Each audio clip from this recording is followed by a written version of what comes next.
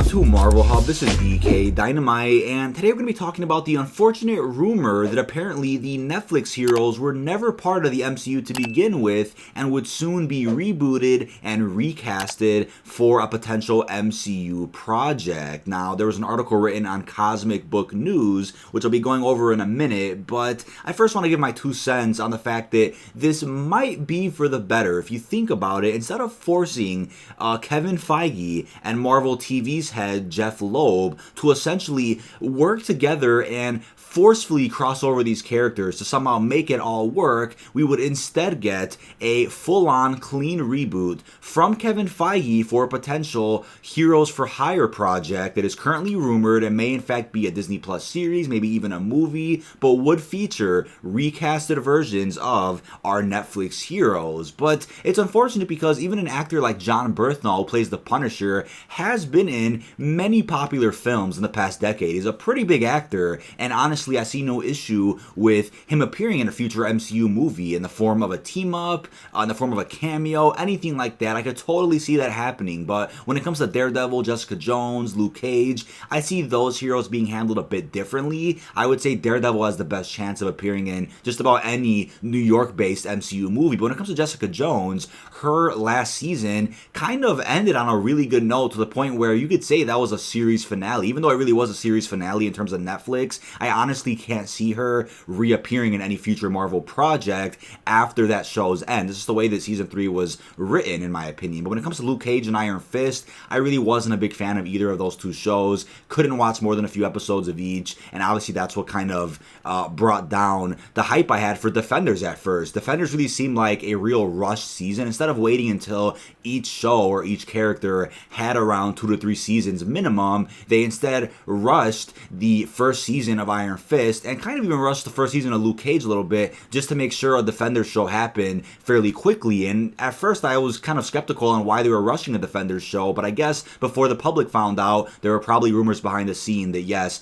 every single one of those shows would be axed and essentially rebooted under Kevin Feige in the next few years. And that leads me on to the next topic, which is that Kevin Feige himself even confirmed that they would have to wait at least 2 years before reusing any of the Netflix Marvel heroes. And when I first heard that, it kind of gave me hope that Marvel and everybody who had originally said that the shows were canon had kept their word and would be like, you know what, in 2 years, we'll throw Daredevil, we'll throw Punisher, we'll throw Luke Cage in some future Marvel movies or some future Disney Plus series in the form of cameos and crossovers.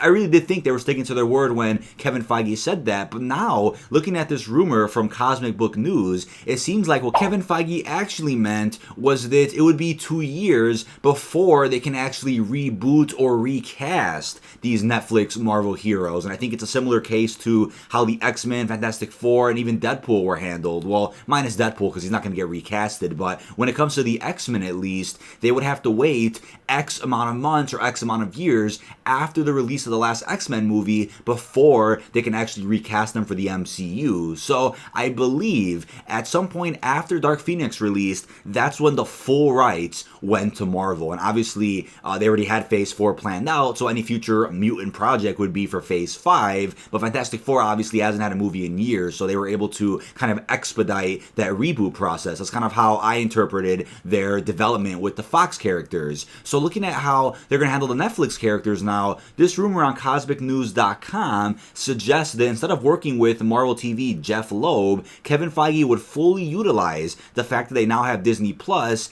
and use that to recast the Marvel Netflix heroes. And essentially, there was a rumor apparently at SDCC that the Marvel Netflix heroes were never part of the MCU to begin with and was kind of a gimmick that Jeff Loeb tried with these TV series to increase viewership, to say, you know what, if you like the MCU, then you'll like these shows as well, because there's plenty of references that suggest that the MCU takes place within these TV series universe. So with that being said, it's kind of unfortunate, but the evidence behind that is also the fact that Mahershala Ali, who played Cottonmouth on Luke Cage, was just cast as a major Marvel character, and that's Blade. He's getting his own movie in Phase 5 of the MCU. So with that being said, Kevin Feige was questioned as to whether or not there's a connection between Cottonmouth and Blade, and he said no. He didn't further comment on this, but rumors from this website and from this article specifically are saying that Kevin Feige himself is essentially waiting to announce that the Marvel shows on Netflix were never canon to begin with and kind of existed in their own canon, maybe in the sense that the MCU that we know kind of took place within movies in the Netflix universe, if that makes sense. So the Netflix characters knew about the MCU characters because maybe they were movies in that universe, but not necessarily that they took place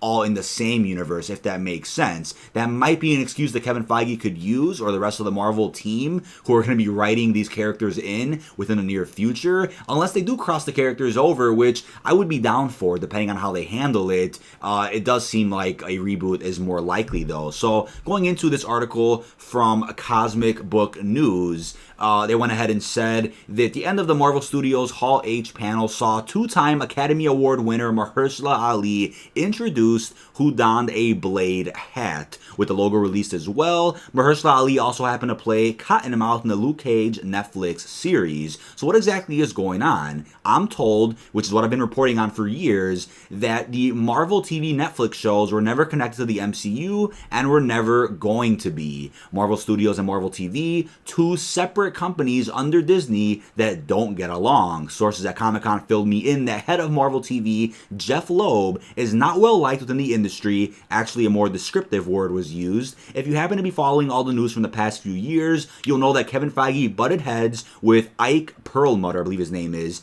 and his Marvel Comics Creative Committee. Well, Perlmutter and his MCCC are chums with Loeb, and Marvel TV falls under Perlmutter. Long story short, Feige removed Perlmutter and his MCCC from having anything to do with the movie side of things due to causing all kinds of interference and problems with the MCU films. James Gunn and the Russo brothers have even talked about it, and it's been said this is the reason for Joss Whedon leaving Marvel and taking a break from movies following Avengers Age of Ultron. Marvel TV, not part of the MCU, reboot on the way. The conversation started off with someone questioning how Mahershala Ali can be in both Luke Cage and Blade, with the obvious answer being the Marvel Netflix shows are not part of the MCU. It was remarked how bad Iron Fist is, with the source filling me in that Finn Jones will not be coming back. This led me being told that Marvel Studios has plans for a Heroes for Hire project, not sure if it's for Disney Plus or a movie, and that eventually Feige will reboot and recast the Marvel Netflix characters, including Daredevil, within the MCU. While we all agree Charlie Cox makes a great Daredevil, unfortunately he seems to be getting the axe as a result of being attached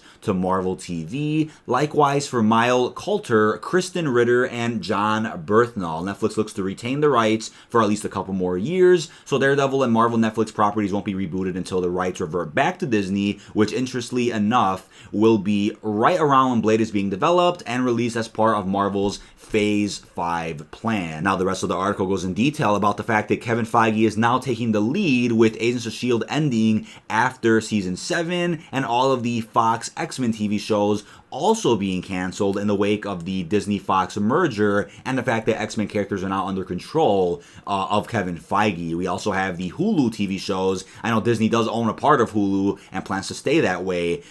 They are planning for a bunch of animated series on Hulu, as well as a live-action Ghost Rider and a Hellstrom series as well. So it's unknown as to whether or not the Ghost Rider TV show will be influenced by anything in the MCU. Obviously, it's a spinoff from the Ghost Rider that was played by, I believe his name, Gabriel Luna from Agents of S.H.I.E.L.D. So it was also rumored that Agents of S.H.I.E.L.D. up until I think Season 6 was canon to the MCU, but somehow Season 7 exists in its own continuity. So I'm not sure what they're doing there as well, but I think it's another example of how Kevin Feige just wants nothing to do with any of those TV shows that were written in all types of crazy places, despite if they were good or not, written in all types of crazy places that would almost make it impossible to somehow tie in perfectly with the MCU, as they're going to be doing with these Disney Plus series starting in the next year. So I definitely understand the reasoning behind just axing every single one of these shows and starting fresh with the TV shows on Disney Plus. I definitely understand that. It's the same reason why Inhumans flopped. You know, forcefully putting out a TV show that's somehow connected to the MCU, but is establishing so many new things to the point where you question why it's a TV show in the first place, where the Inhumans were essentially going to be the replacement for X-Men for future Marvel storylines. Before they knew about the Fox-Disney merger, they were going to say, you know what, we'll use the Inhumans in the place of the X-Men for future major crossovers and major projects. And I believe it was actually Ike Perlmutter, who runs Marvel TV, along with Jeff Loeb, who said, you know what, we need to have an Inhumans movie in Phase 3. Kevin Feige is like, fuck, we're just going to do it. So they announced it, and after Kevin Feige finally got rid of these assholes and put them towards Marvel TV and said, you know what, I'll handle the movie side of things myself with my team, when all that happened, right away the Inhumans movie was scrapped. You saw that right away. So it makes sense that Kevin Feige literally wants nothing to do with any of these projects that were originally in development by Ike Perlmutter and Jeff Loeb, and instead would rather recast and reboot some of those characters they were working with for his inclusion in the MCU. So it definitely makes sense. But in terms of Agents of S.H.I.E.L.D., again,